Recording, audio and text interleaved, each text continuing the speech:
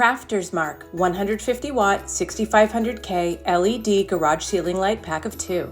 Here's what's in the box.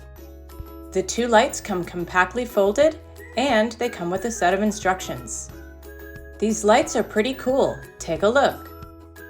This LED light can be used with all panels flat, or they can be deformed to angle the light.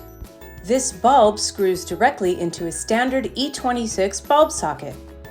Hi, we needed to change out the light in our garage. This is a regular incandescent lamp we have on the wall. As you can see, it really doesn't put much light out. I'm going to switch it for our new light. As you can see, we've got a replacement light. This has got 5 LEDs, 4 you can adjust and 1 in the middle. Let's see how we go.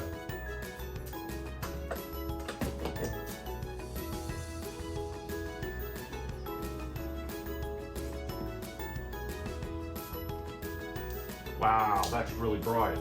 As you can see, I can adjust the light to where I want it to go. Check out the difference between this new LED versus the old incandescent light. This is the Craftersmark LED Garage Light Pack of 2. Thanks for listening and watching my video. If you like what you see, please like this video and subscribe to my channel.